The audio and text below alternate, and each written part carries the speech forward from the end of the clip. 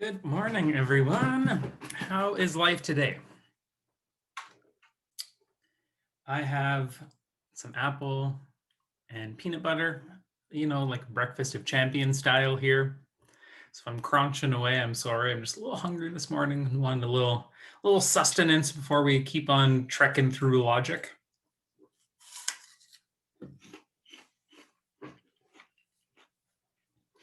I know I've received quite a few emails from you with regards to working on the cumulative unit plan, which is awesome. I've tried to put up all of those updates as I've been able to. So the topics list should be updated. Morning, guys. Good morning. Good morning. The topic list should be updated so you can kind of take a look at that, see what's left over if you haven't selected a topic yet, and start kind of working away at maybe the first couple lessons, or start kind of thinking about how you want to look at connecting some of your lessons to the curriculum. So yeah, kind of start working away at that. We probably should put a due date on the draft, I'm thinking. That way we have kind of something to work towards. Can you guys take maybe a few moments to maybe scan through your other courses while I'm just getting set up here and see if you have any other large assessments or large like essays or tests, things that you probably wouldn't want to have an assignment built around.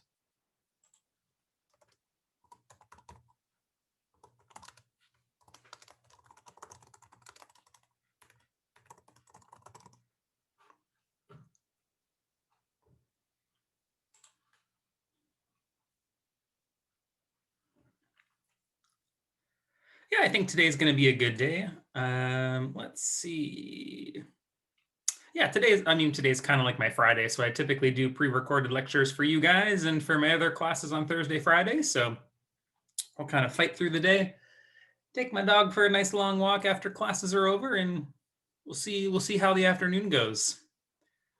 I might just bump out of the house and like go have a coffee somewhere and do work, like not in the house. That would be nice, I think.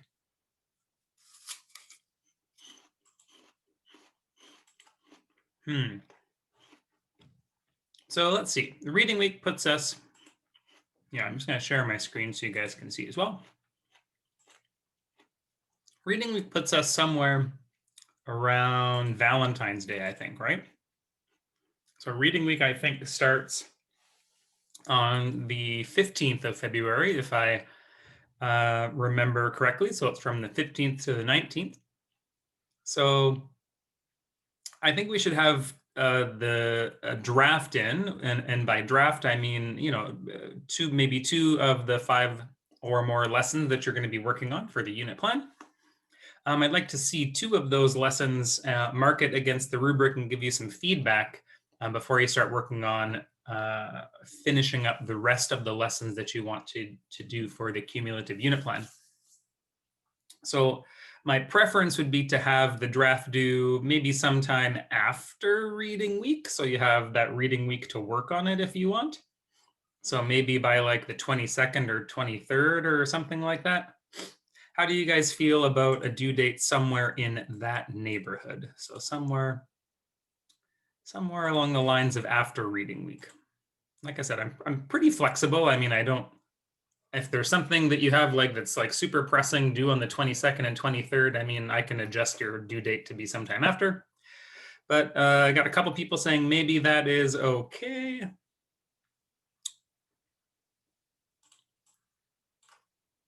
Okay, Ryan's bumping in here. You can also just throw like a little thumbs up or something into the messages as well. And what I'll do is I'll just go back to sharing the OneNote screen, so that way you guys aren't judging each other if someone's like, no.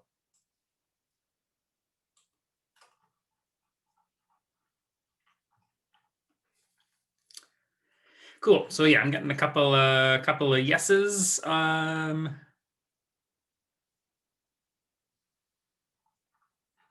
So what I'll do, I guess, is I will set up. I've had a request for potentially not the Monday, so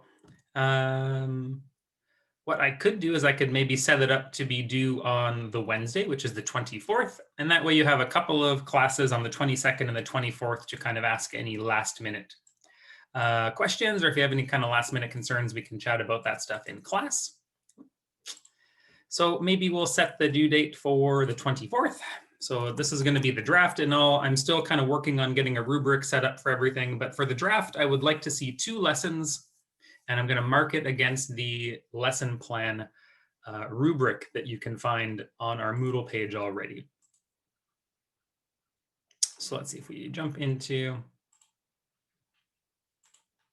We're talking about the unit plan, Ryan. Yes, sorry, should have caught you up there. So the lesson plan rubric, this little Word document here. So the draft will be due on the 24th, Ryan. The draft should contain 2 lessons of the 5 or more that you're going to design for the unit plan.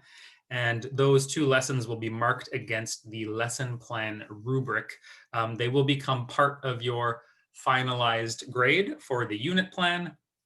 But the idea is I'd like to see a couple of your lessons first. That way I can give you some kind of constructive criticism if I need to, or some comments.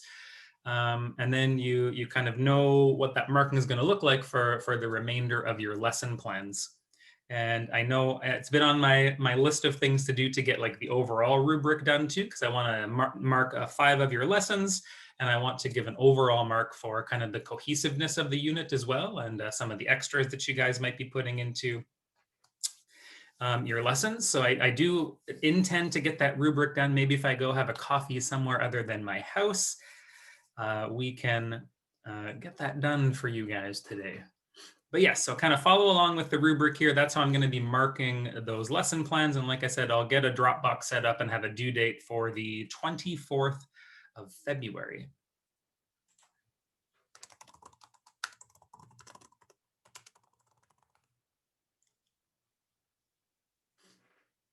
Yeah, I feel like January 24th, that's pushing it a little bit too hard because some people haven't even picked a topic yet. So for those of you that may not have picked the topic or may not have kind of looked at last Friday's lesson, so go to our Moodle page, go into the cumulative unit plan.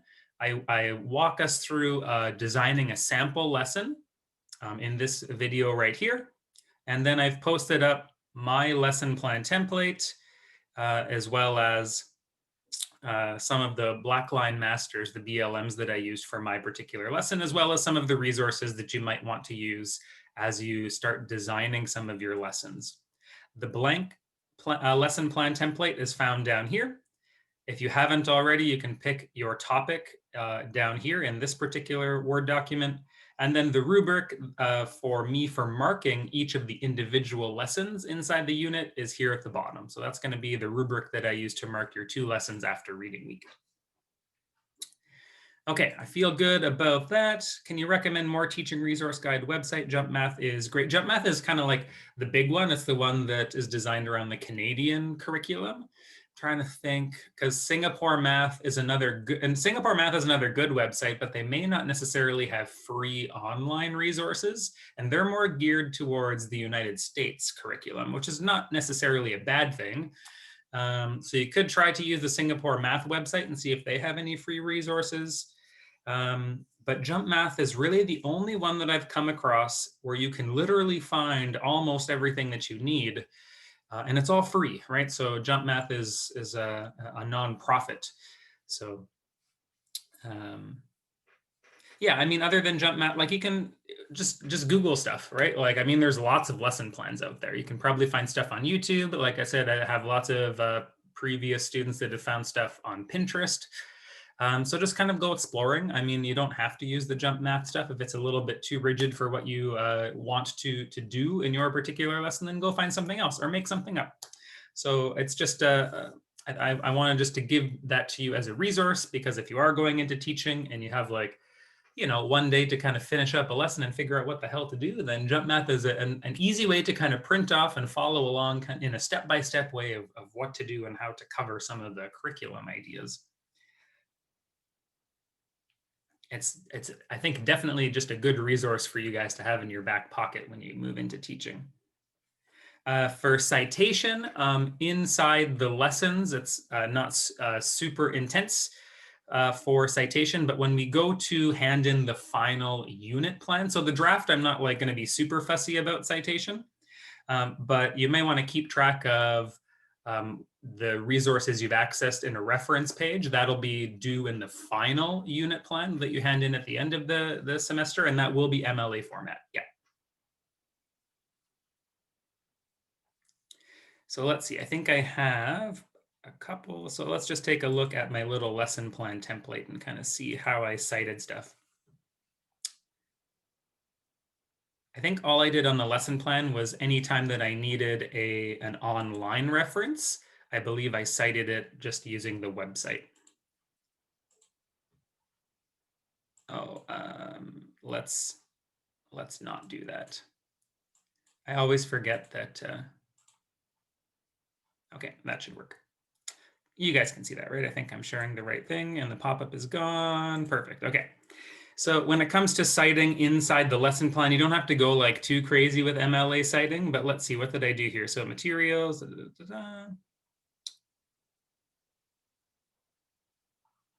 Did I actually cite the jump math? I don't think I actually cited the jump math website here in particular.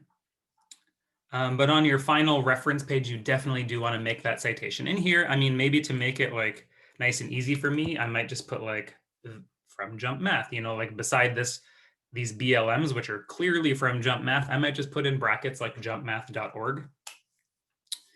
So that might be like, you don't need to go like super intense for citing, but you know, it's helpful for me to kind of, you know, when I'm looking at this lesson plan, if you found something online, just, you know, toss the link in there so I can kind of click on it, take a peek at it, see if you've altered it a little bit to make it work, or if you just kind of copy and pasted to use for your lesson. So like, you don't have to go super intense inside the templates, but that final product should have a fully cited MLA reference list.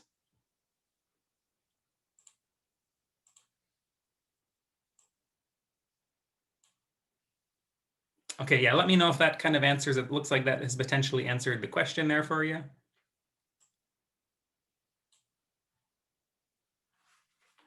If your Blackline master has like the website at the bottom, for example, too, like that's fine, right? So the idea is, you know, if you're using a Blackline master and you snagged it from the internet somewhere, I just want to be able to go and find it. That's all. I just want to be able to look at it to see kind of if you've altered it or just used it as is. Alrighty. Any other questions around the unit plan, guys?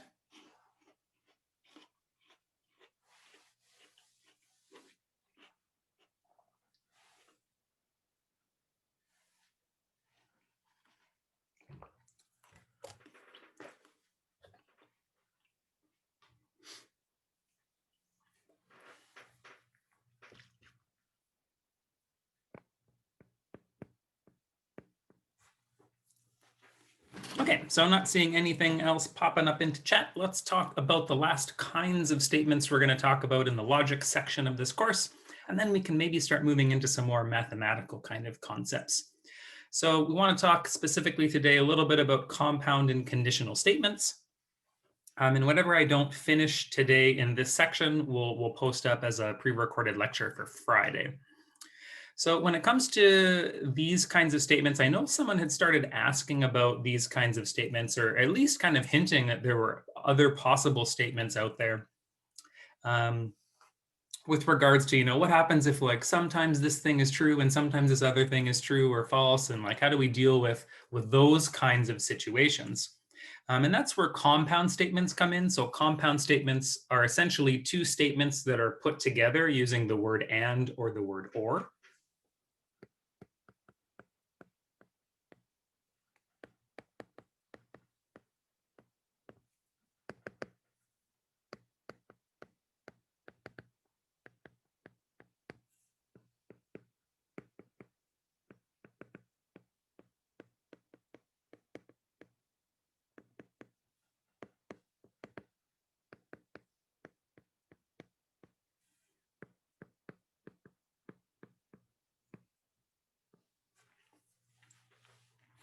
And I'm going to use capital and capital or here. And that's typically what I do in this section, just because sometimes the word or actually will come up in between them, or the word and could come up in some kind of as we're writing some stuff down as well. And then I think it just kind of highlights when we go to look at some of our examples that actually highlights that this is a compound statement.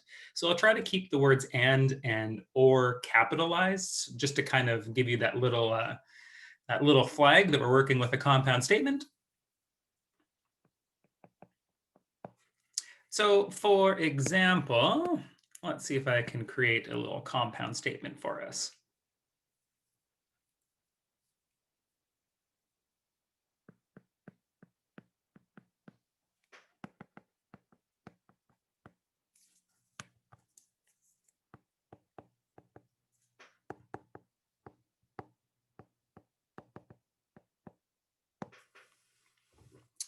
So this is an example of a compound statement using the word and. When I refer to a simple statement, I really just mean the statements that are happening before and after this connecting word.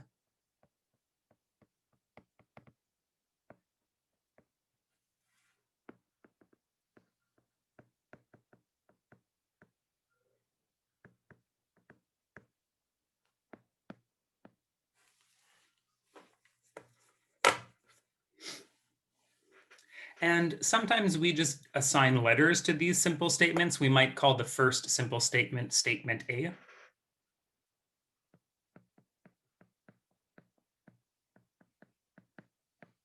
And statement B as the second simple statement. So sometimes you'll see that terminology used as well.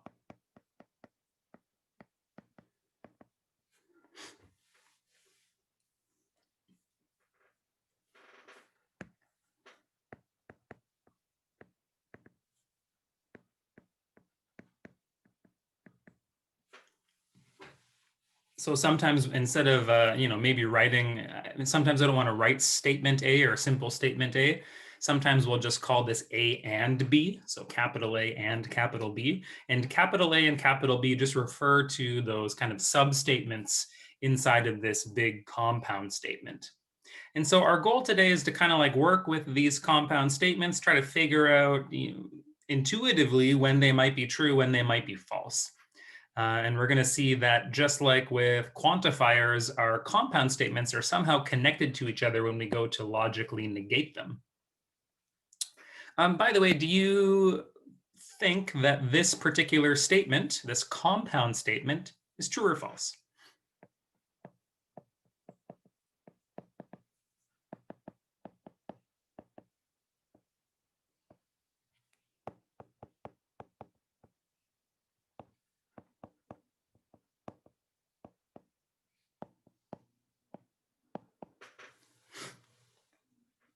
Well, I agree with you when you say both. I completely understand why you say both, but overall, it can only have one truth value. Otherwise, it's not a statement. So let's look at the substatements, and we'll understand Ryan's comment here because I agree with him. So the sky is blue.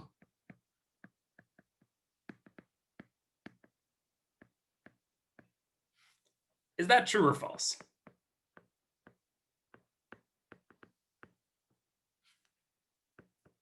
Totally true, right? The grass is either it might be dead, but it's not red. So, I mean, for the most part, grass is probably green. I think we know that the grass is green, so we can probably assume that this is a false substatement.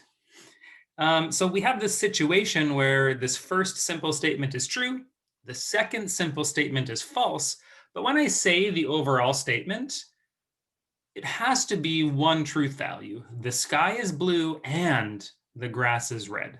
Overall, this is false because both of our substatements aren't true. Essentially, when I say this, you're just going to be like, no, the grass is green.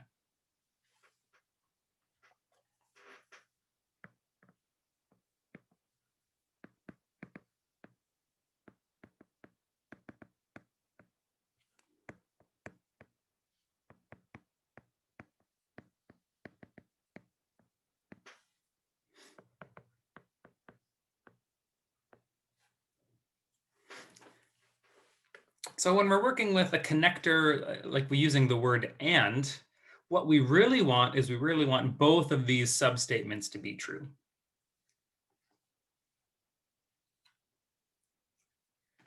As long as both of these substatements are truthful, then I can agree with whatever that person is saying. If one or both of these substatements is false, I'm probably going to disagree with what that person is saying. Okay, so overall, this statement is false because one of the substatements is false.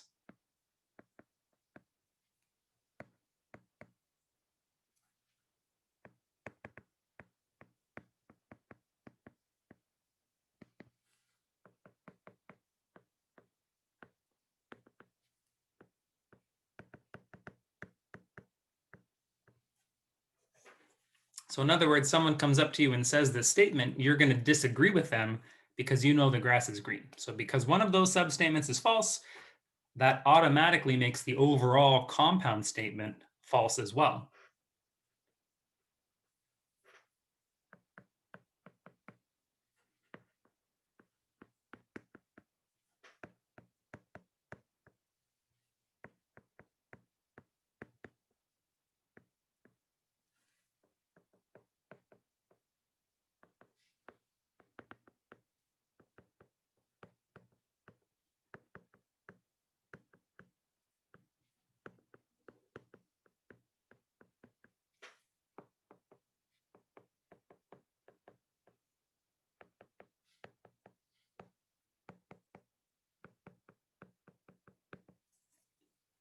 So I always joke around with my students. It's kind of like, have you guys heard of the, well, I mean, obviously, most of you have probably heard of the phrase Netflix and chill. So, I mean, you want both, right? You want Netflix and you want the chill. You don't want one or the other. That's no fun.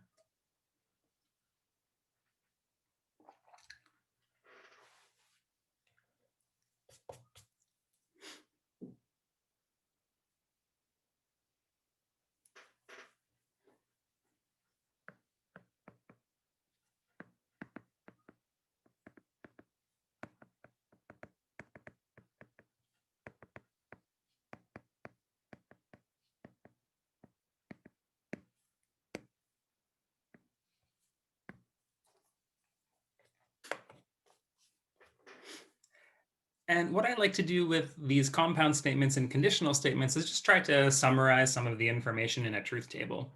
So what we can do is we can kind of think about the 4 different scenarios that could happen and try to assign an overall truth value to our compound statement. So in other words, let's write down A, B, and then the compound statement A and B. So these are going to be our headings for our chart. And then what we do, so these refer to our kind of simple statements.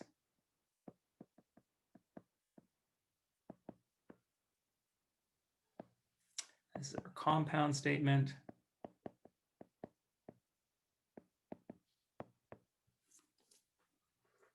And what we do is we kind of go through all of the different possibilities we could get.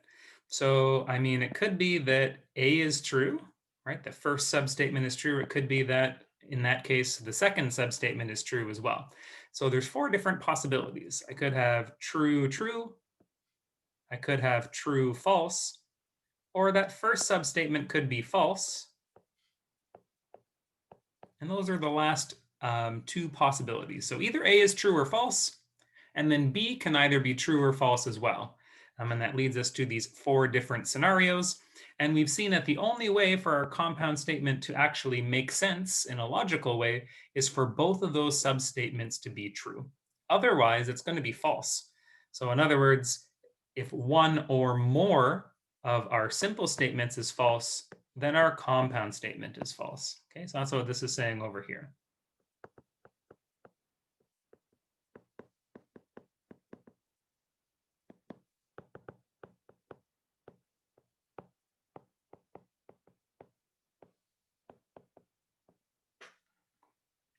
So that's what I'm just trying to kind of summarize that little discussion in one little chart. And that way it's nice and easy if you could copy this down, throw it up on your wall if you wanted.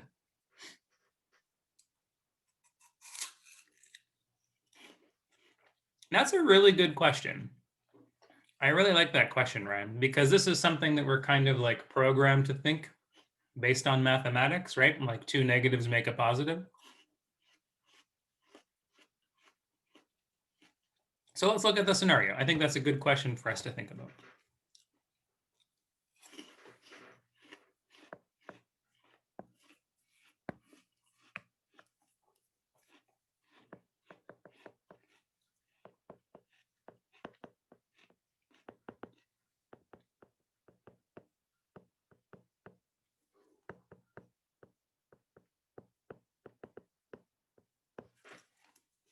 So here you go. I've developed a compound statement where both of the simple statements are false. And then maybe after reading that, you can kind of agree that that truth table is okay.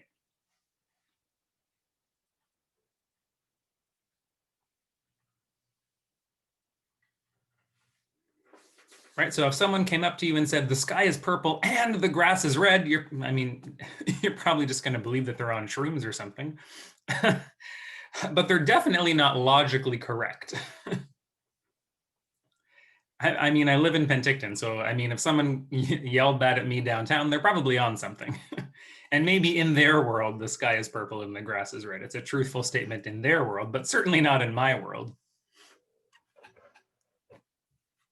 I feel like no matter how many addictive substances I may or may not have had in my life, I don't think I've ever seen, in midday, a purple sky and red grass. So maybe a purple sky in the evening.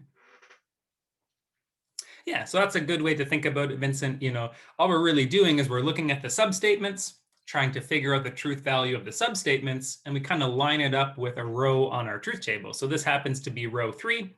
Someone says this to you, you're not going to believe them. You're going to argue that what they are saying is false.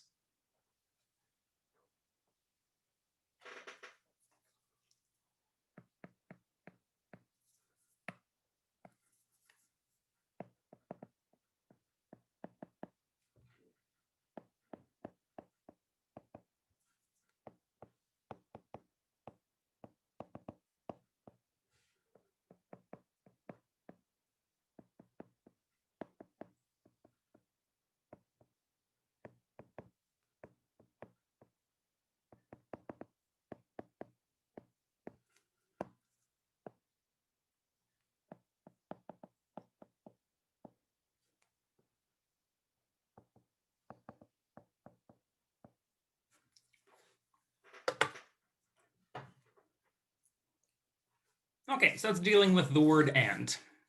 Let's deal with the word or, because it is going to work a little bit differently compared to the word and.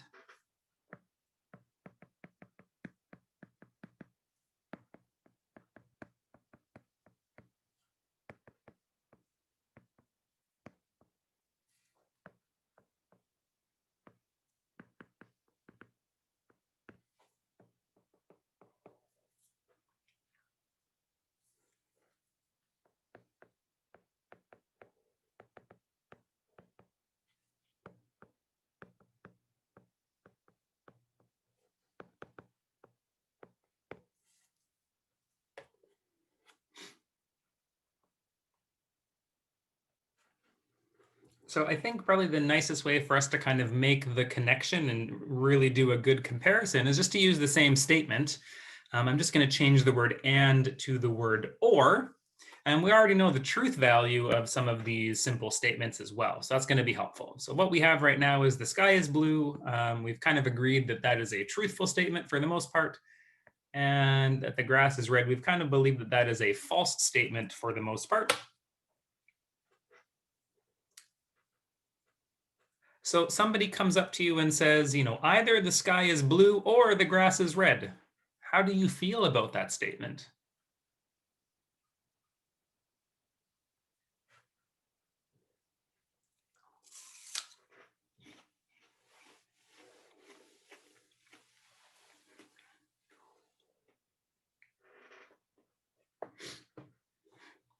Yeah, so you guys are kind of thinking in the right general direction here. If someone says this statement and they use the word or, then we're really just checking to see if one or the other of these substatements is true, right? So if someone says either the sky is blue or the grass is red, you're going to be like, yeah, I guess so. Like the sky is blue, so I guess I agree with you.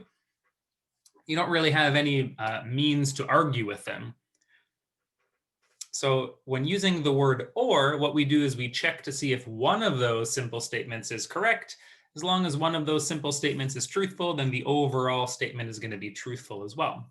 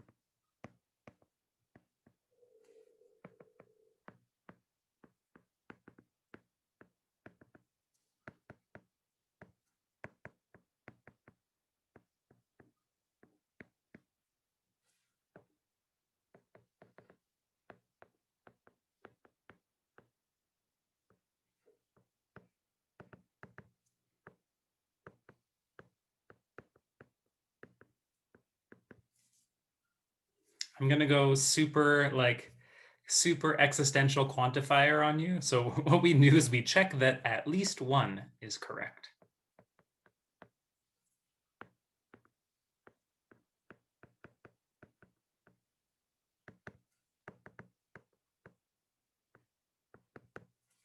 Now, it could be that both are correct, and that's totally fine. I mean, the sky is blue or the grass is green. I mean, as long as one of them is true, we don't really care.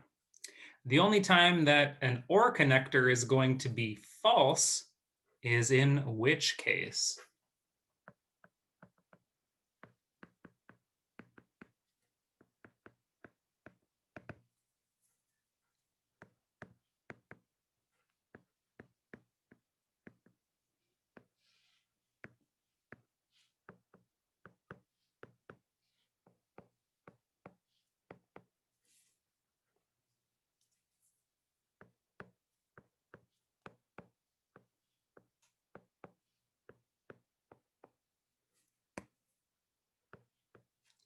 So if you had said the only time that the or connector, the only time we're actually going to be able to argue with somebody if they're using the word or is if both of the simple statements are false.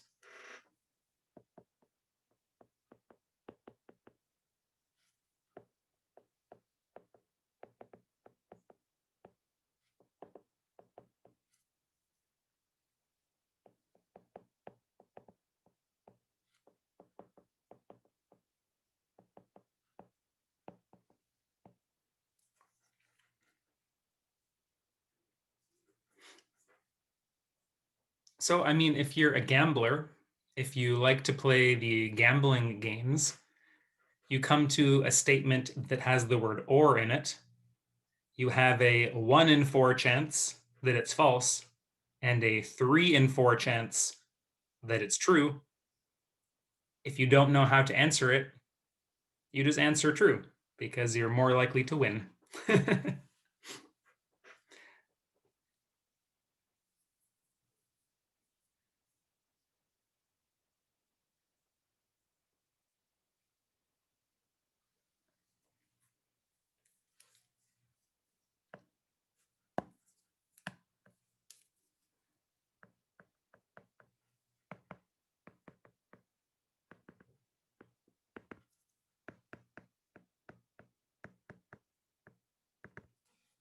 All right, so let's do a little bit of work on a couple examples here, just trying to determine whether or not we think that these examples are truthful or false. And give me a few moments just to kind of craft up a couple things.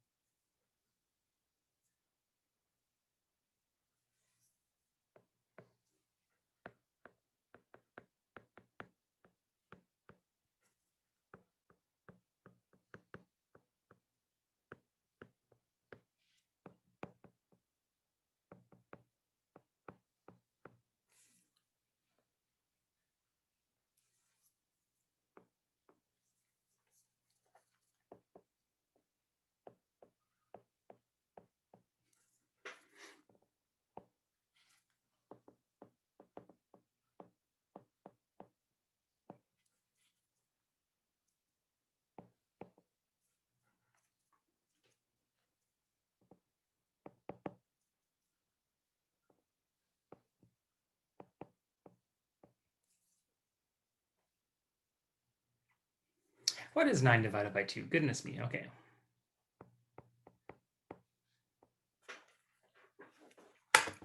Having a rough time dividing this morning. Okay, so let's work on these 3 examples. We'll see if we can. So just take some time, copy them down, think about them. I'm going to chomp down on this apple a little bit more.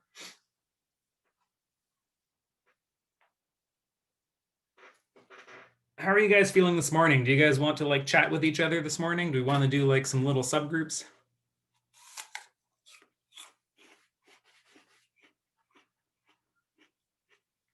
It's a tired morning. That's fair. That's fair.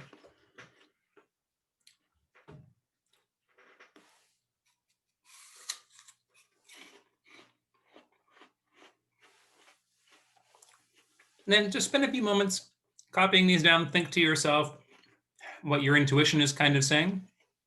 And then as you start to kind of ponder through these, if you want to throw some ideas up in the chat, I'll kind of roll with the chat.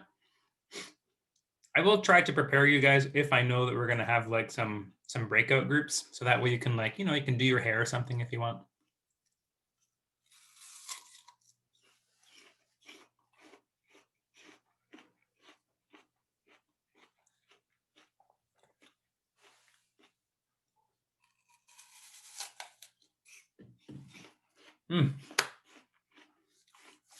I could live off of peanut butter, I'm pretty sure. But it has to be crunchy peanut butter. That's like, you can't have that smooth shit. Like that's weird. Smooth peanut butter? No thanks.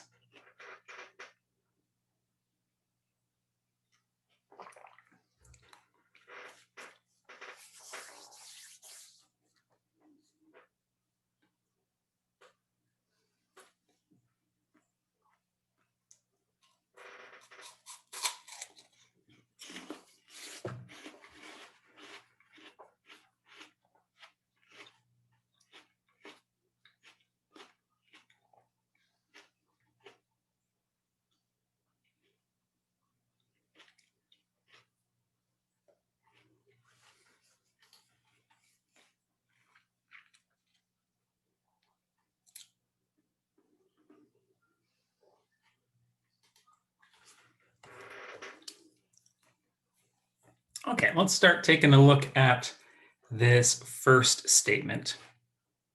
By the way, may be helpful to know what this is, right?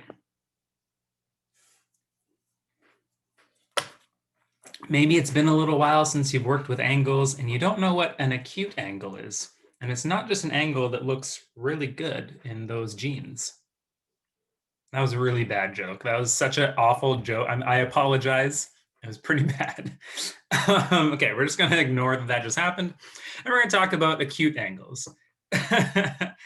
So there's kind of, 4? We have right angles, obtuse, acute, reflex angles. I think those are the main 4. So an acute angle is indeed an angle that's going to have less than 90 degrees.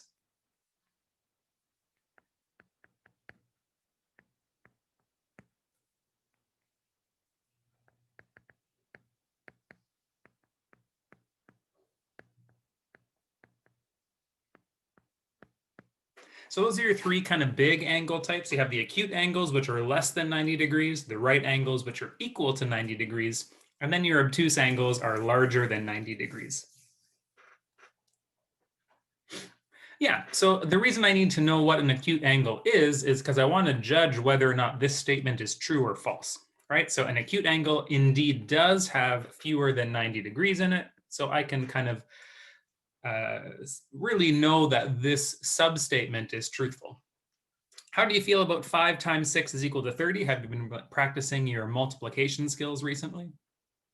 Is that truthful? That is the most truthful statement I've seen all morning. I don't know if we can actually like judge the level of truthness, but it's certainly true. Okay, so now we have a truthful statement and a truthful statement. So overall, our compound statement must be what?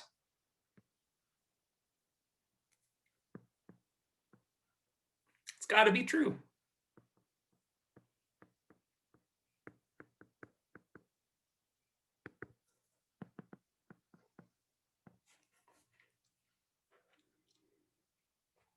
All right, so as long as both of those simple statements are true, your overall compound statement has to be true. So what I did is I just went ahead and I just changed the connector here. So our simple statements are still the same. So we both know that we know that these simple statements are still truthful. What does that tell us about our overall compound statement with the OR connector?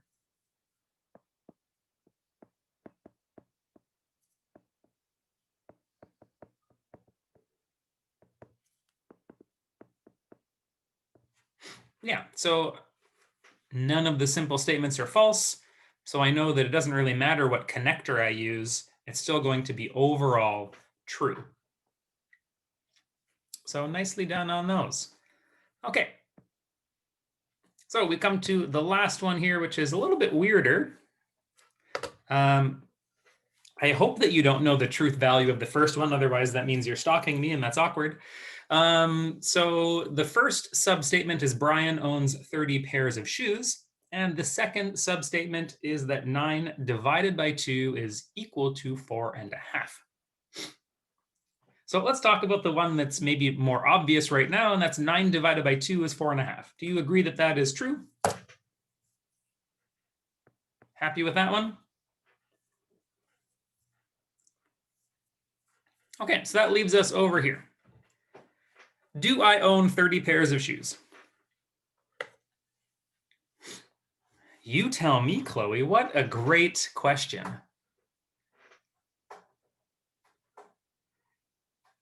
How do we deal with that? Vincent has given us a potential idea, I think, a very good idea. And he says we only need to know the truth value of the second substatement.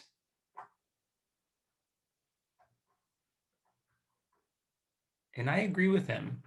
So if we scroll back to our little table for the OR connector, take a look at this. I know that the second statement is truthful, right? 9 divided by 2 is equal to 4. So that means I'm working in either row 1 or row 4.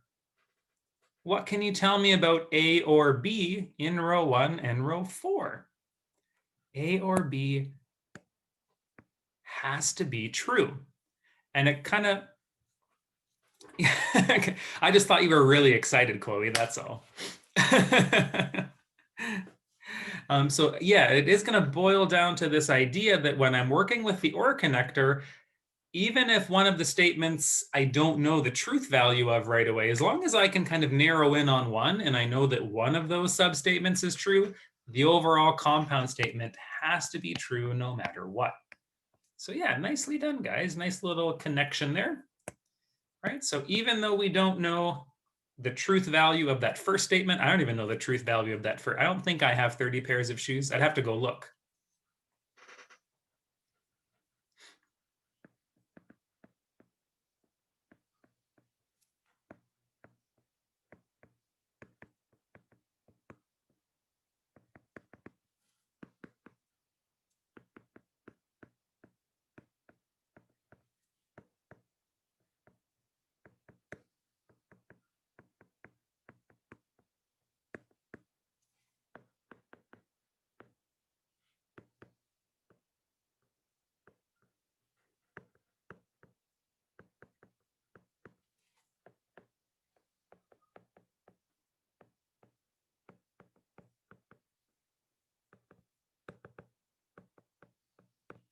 Yeah, so that's kind of just a little summary of what everyone's tossing around in the chat.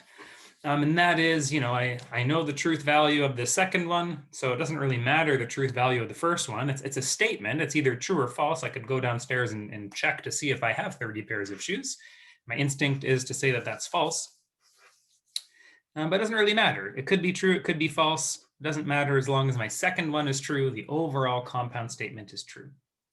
So what if we don't know? So what if the one we don't know is true on the one you do know? Yeah, so what if the one you do know is, so that's a good question too. And in that case, you're just unable to answer that particular question. So without more information, you can't really narrow it down, unfortunately, right? So let's say that second statement for sure was false, but you didn't really, so we're in kind of this situation, I think, Ryan, right? So Ryan.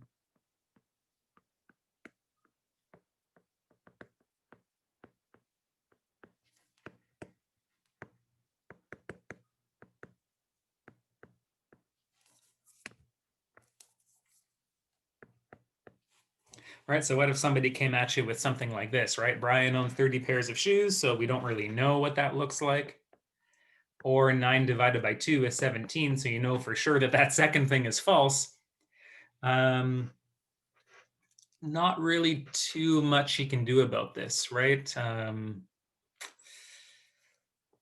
It's like it's a 50-50 chance, right? So it's, we just don't have enough information to conclude what that overall compound statement looks like, because I don't know the truth value of that first substatement. So you're in a tough situation here, right? So in other words, if this is true, then the overall statement would be true. If this first one is false, the overall statement is false. So we can't do something similar to what we just did with the last statement, unfortunately.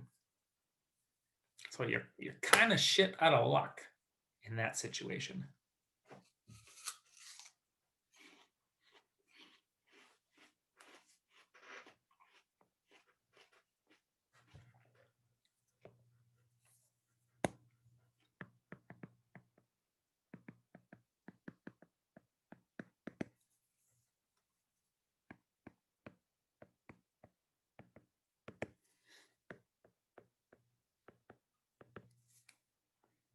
Now, one thing that might be helpful, especially as we start to work into our next few lessons next week on sets, is this idea of being able to visualize these things.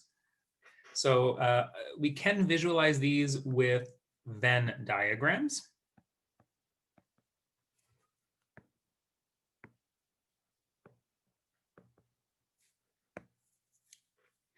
And what we do is we kind of interpret A and B to be the intersection of both of these things. So in other words, I need both of these things to be truthful in order for my overall statement to be true.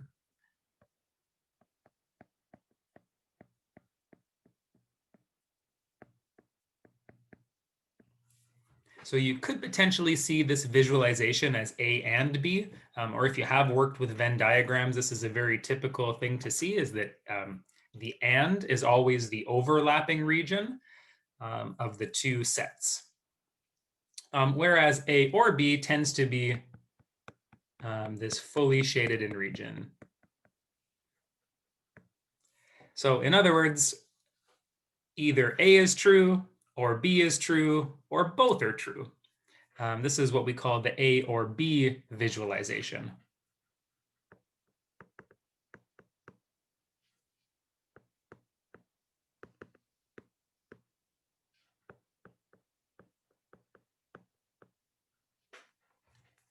And just not really something we're going to play around with too much right now, but something that will definitely come back up as we work into set theory, which is kind of what we're geared up for next week.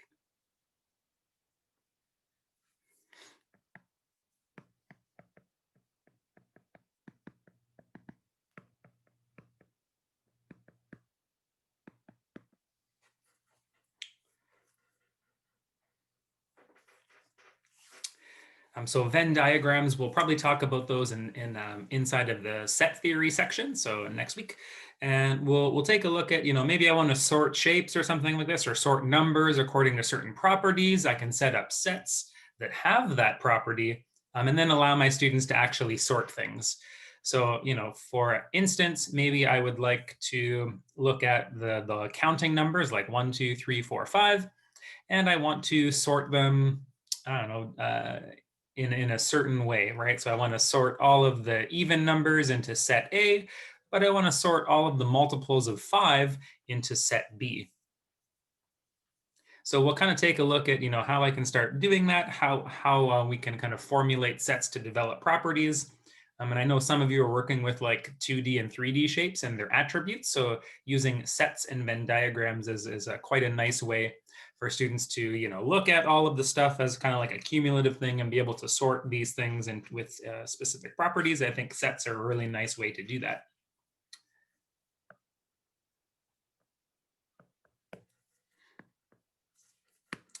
Okay, so that's dealing with our compound statements. Let's go ahead and work with the last kind of statement that I do want to kind of briefly touch on. That's a conditional statement.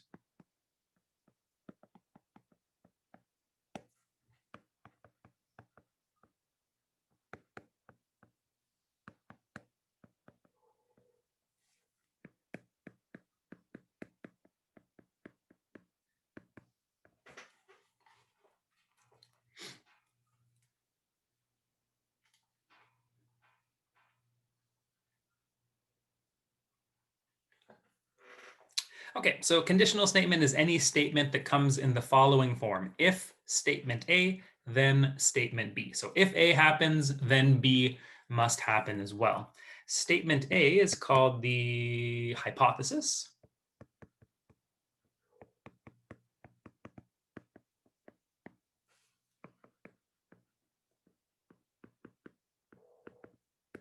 And statement B is called the conclusion.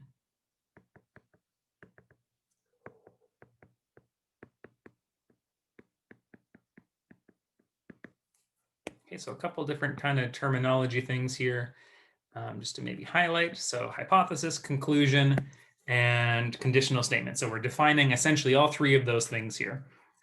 So what a conditional statement essentially does for us is it says, as long as A happens, then we know what's going to happen with regards to statement B.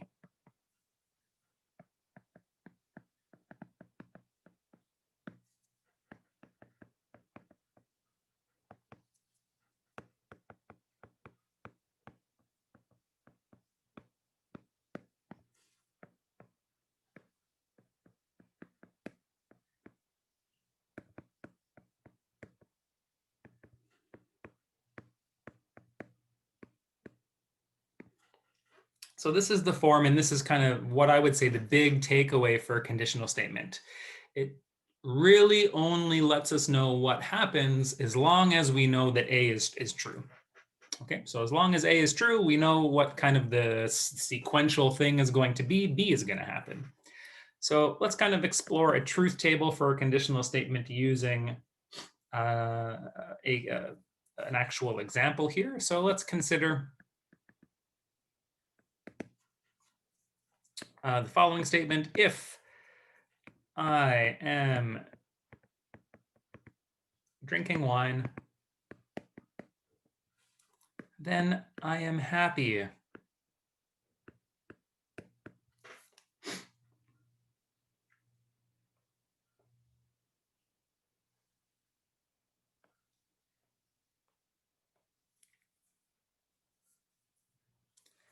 And let's just kind of take a moment to look at this conditional statement, try to figure out what the hypothesis is, what the conclusion is, and maybe have just a brief discussion on the implication, right? So the idea is as long as I know some information, I know what the subsequent information is going to be. So the word if and the word then don't typically, they're not typically a part of the hypothesis and the conclusion. So in other words, statement A is I am drinking wine. So this is statement A.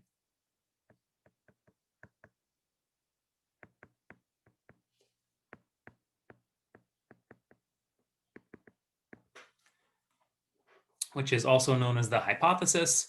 I am happy, which is unfortunately a little bit subjective here, but we'll roll with it. This is going to be statement B. This is our conclusion.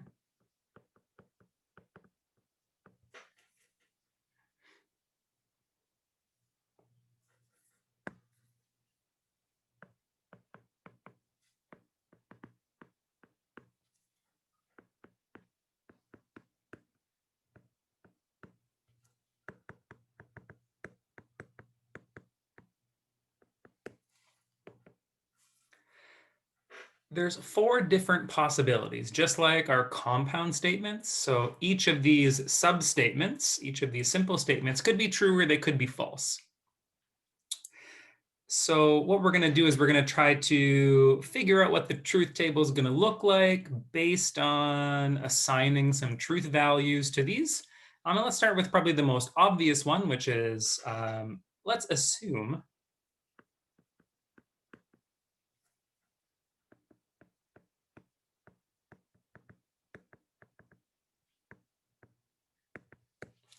that this is false because it's fucking 10:30 in the morning and you probably shouldn't be drinking wine at 10:30 in the morning.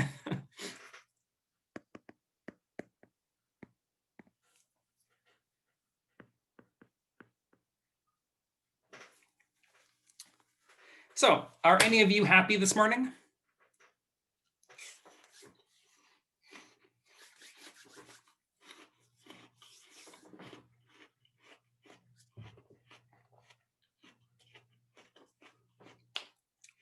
pretty close. I like that.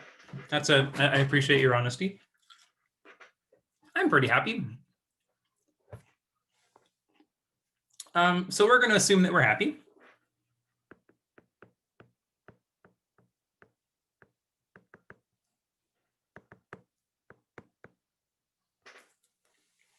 Now, how do we feel about the overall statement? So I come up to you and I say, if I'm drinking wine, then I'm happy.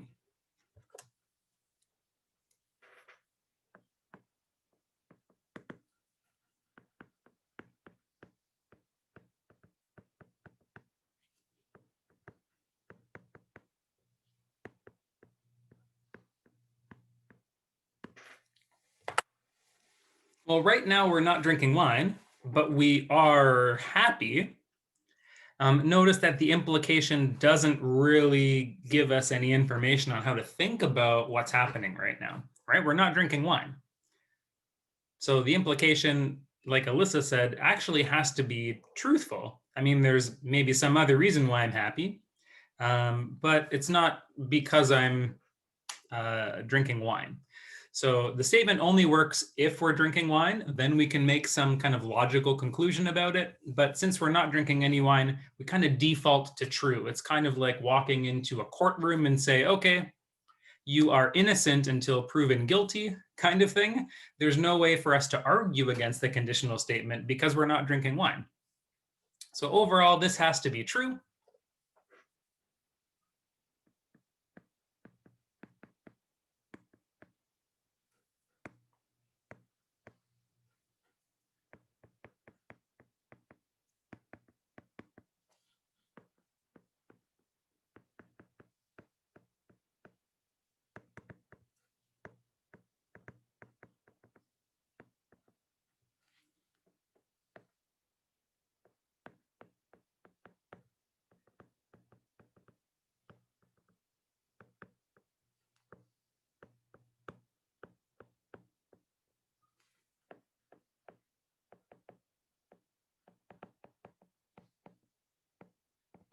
So like I said, it's kind of that innocent until proven guilty kind of argument. I mean, I can't argue against the conditional statement because we're not drinking wine right now.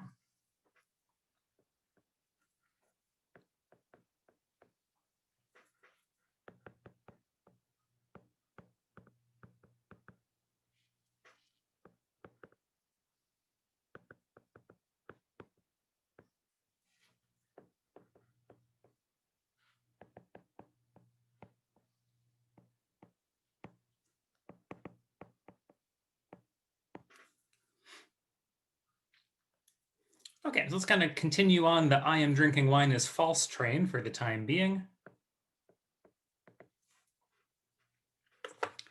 So I'm kind of assuming that probably most of us, I mean, I can't see you, so I don't know for sure, but most of us probably are not drinking wine. So we're going to assume that's false.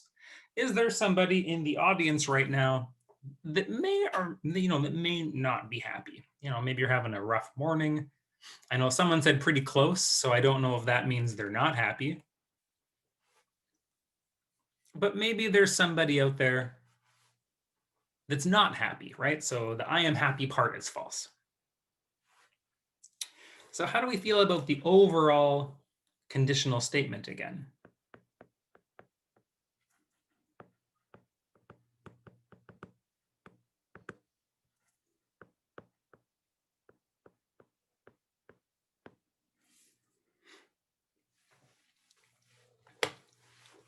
I know it's so tempting to say false here, isn't it? It's so tempting, but believe it or not, it's actually truthful still.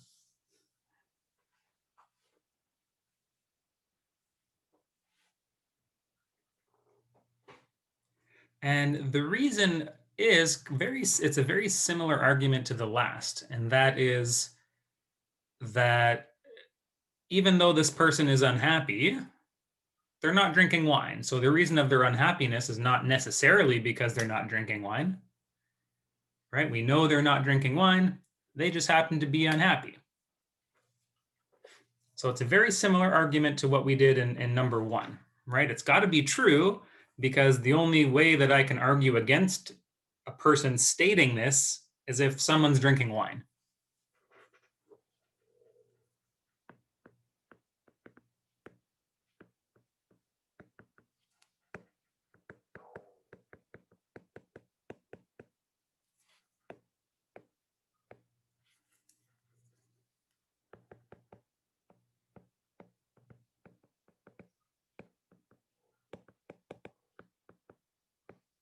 right? The conditional statement doesn't really tell us what to do if that person's not drinking wine.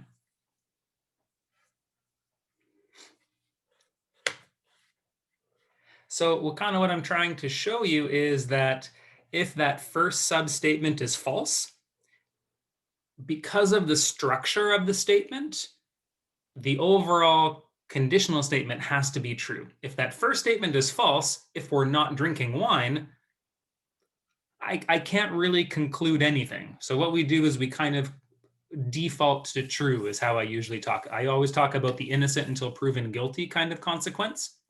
The conditional statement says if someone is drinking wine, then they're going to be happy. If they're not drinking wine, we can't really conclude anything. So we just kind of assume that the statement is true.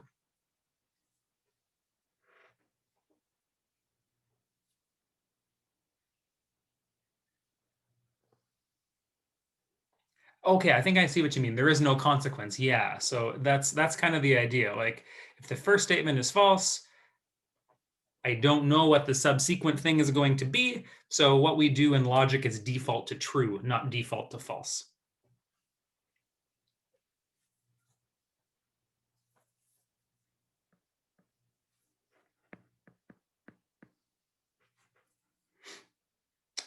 Yes, so that's the one we're going to look at next, Alyssa. You're correct. So as long as we know that somebody's drinking wine, then we can start making logical conclusions in a way that makes a little bit more sense. So let's assume I am drinking wine. Like, let's say we're going to have like a little, a little morning shot of glory.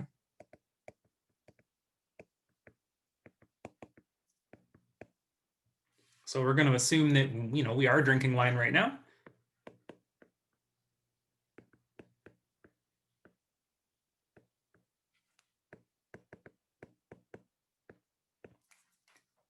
But let's assume that you're not happy. So you're drinking wine right now, but you're not happy. Overall, if someone comes along and says, if you're drinking wine, you're going to be happy.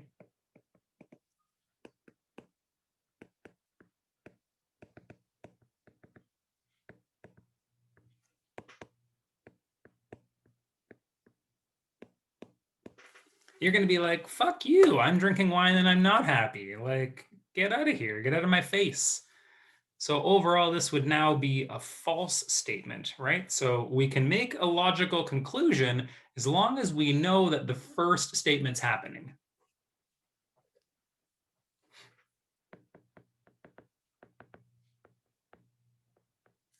Oops, this is false.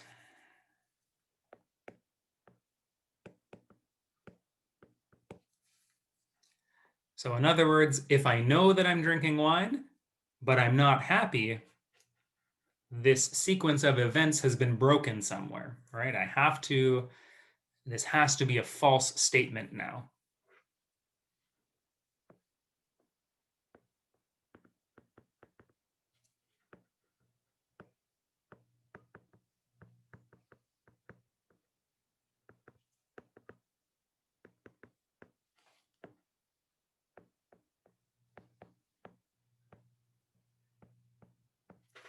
Okay, the statement implies that if I'm drinking, I should be happy. That's the logical conclusion of drinking wine. But if I'm not happy, I'm going to argue that this statement is false.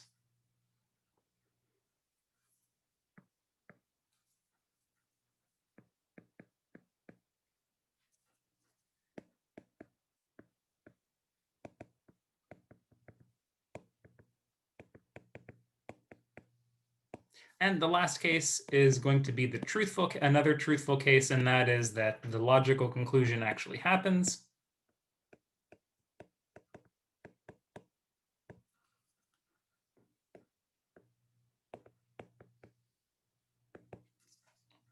Okay, our overall statement must be true in this particular case because I'm drinking wine. I should be happy. I am happy. So this overall conditional statement, I can't argue with that, right? I'm drinking wine. I'm happy. Everything is good in the world.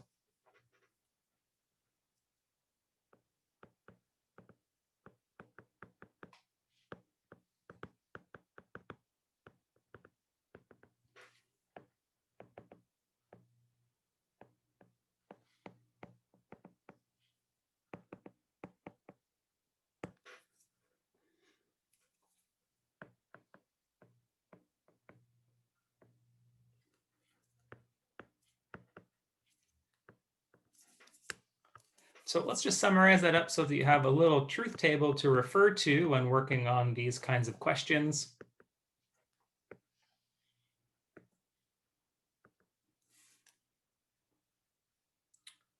Okay, and there's 4 different possibilities. So it could be that both happen to be true. And that was our last case. That was case number 4. So the overall conditional statement is true. So as long as A is true, we can kind of see what happens with that subsequent conclusion. If that conclusion is true, then the overall statement must be true.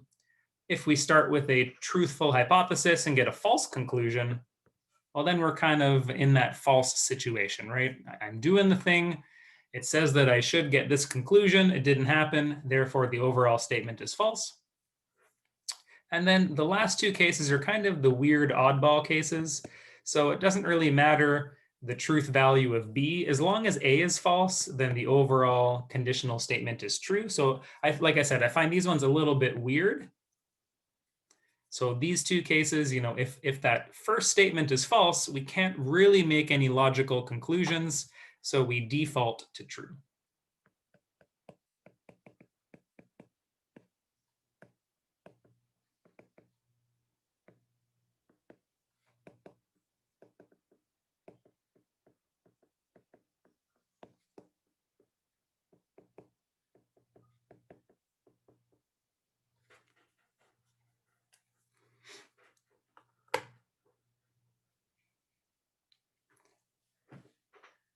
Okay, we probably are going to need, I think, one more class next week to kind of finish this up. Because what I want to do is I want to work a little bit with negating some of these special statements, and maybe give a few more examples of conditional statements, so you have some kind of references for your notes. So what I think I'm going to do for Friday is I am going to do a pre-recorded lecture for Friday. What we're going to do is we're going to look at a couple of different structures that we can create out of a conditional statement called the inverse, converse, and contrapositive. And so I'll show you how to generate those new conditional statements from an original one. And then next week on Monday, we'll kind of look at how to negate some of these statements and see a few more examples of some logic, and maybe do a little bit of review on Monday as well. So I would say, so Friday, I'll probably post up that video for you either later today or tomorrow for Friday, and you can watch that anytime over the weekend. Please watch that before Monday because some of that terminology might come up. And then Monday, I would say just be prepared potentially to have some breakout groups. If we do a little bit of a review in logic, which is kind of my goal at the end of this chapter, that's probably going to happen on Monday. So I'll probably post a couple of questions, maybe 4 or 5 questions, have you guys kind of discuss those questions in groups, and then we'll get together and just do a little summary. Yeah, an easy, like I can give you definitely an easy number example. So if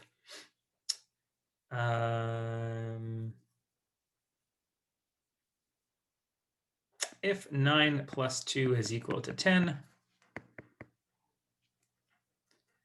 then 3 times 3 is equal to 9. So here are just a couple examples, just a couple extras.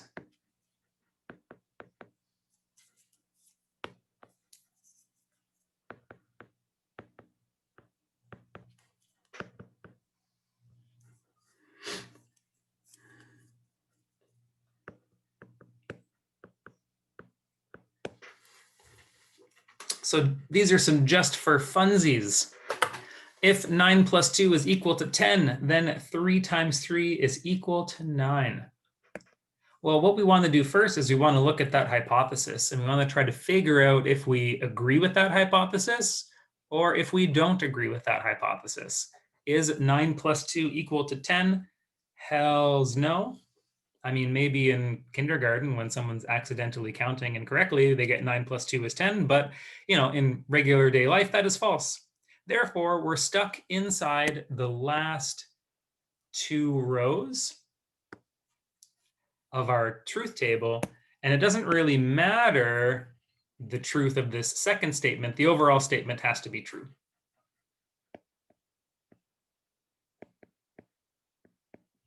Okay, even though this second statement is true, so technically we could narrow it down if we wanted to into exactly row 3, but overall, I know that this conditional statement must be true. And that's because the hypothesis is false. I have no way of knowing what to conclude based on this false hypothesis.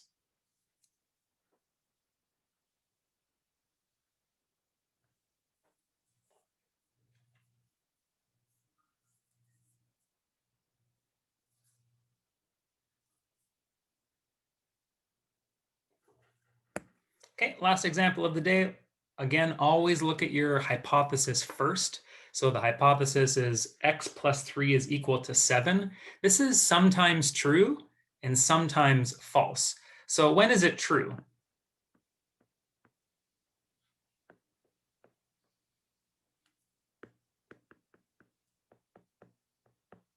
All right, so this is going to be true when x is equal to 4, and it's going to be false when x is any other number. Okay? So because I have a couple different situations now, I have a bunch of scenarios that could happen because I don't really know the truth value of the hypothesis at the moment. So let's bounce over to the conclusion and see if we can kind of narrow our thoughts down a little bit. 2 plus 2 is equal to 7. Not in my world. 2 plus 2 is actually equal to 4. So I know that at least the conclusion is false. So if we scroll back up to this truth table, I know that B is false. Okay, so I'm in these two particular situations. So once again, I know that the conclusion is false. So I'm in these two particular rows.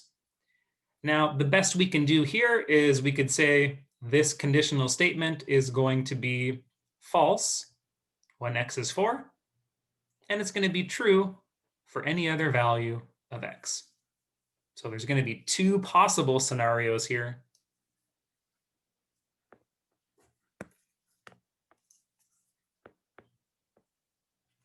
So it's going to be overall true if x is not 4, and it's going to be overall false when x is 4. Because if that first statement is true, I need to have a truthful conclusion, but the conclusion is not true, right? So the only way to make this conditional statement true is to make an absurd hypothesis, which is, x plus 3 is not equal to 7. So there you go, a couple numerical. Yeah, the table, I agree that sometimes these conditional statements can be a little bit much. I do agree that using the table to narrow down your rows is very helpful for conditional statements. That's probably the only time we'll ever really use tables, to be honest, is with our conditional statements. Okay, I do have to, so is it the same if we know the hypothesis is true, but you cannot determine the conclusion? Yeah, so it'll be the same kind of thing. Yeah, you're going to be in that situation where, maybe you're going to have to do a little bit of work with a conclusion. And that's essentially where mathematical proofs come. So I think that's a cool question, Vincent. So his question was, what if A is true, but you're not really sure about B? Well, that's exactly why we prove things in mathematics. So if I know A is true, and I can prove that B is true, then I know the overall statement will be true. But if A is true, and I can't prove that B is true, I know that overall statement is false. So that's essentially, if we were to do proofs in this course, that's where we would start. We would start by kind of understanding this structure. And that's really the need for mathematicians to be able to do proofs. It comes down to this weird structure of conditional statements. So yeah, if you don't know the value for B, you're right. You're going to have two possibilities again, Vincent. Chapter assessment will probably be the week after next. We still have to get through sets. So we're probably looking at the first week of February for that chapter 1 assessment.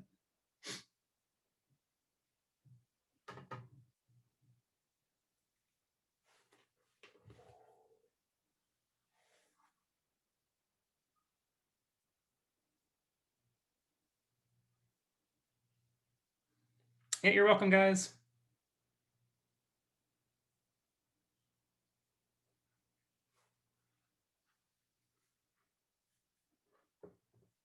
Oh, damn, I forgot to go over the counterexample worksheet. Yes, I actually want to do that together in class. So if you remind me on Monday, we'll make sure to do that as part of our kind of summary for logic, okay? So a reminder to everybody to do that counterexamples worksheet, and we'll go over solutions for the counterexamples worksheet on Monday as well. Just someone, just remind me, because I'm a little forgetful sometimes. All right, I'm gonna peace out here, guys, and I will see you all on Friday for that pre-recorded lecture, and then see you in more of a face-to-face manner next week on Monday.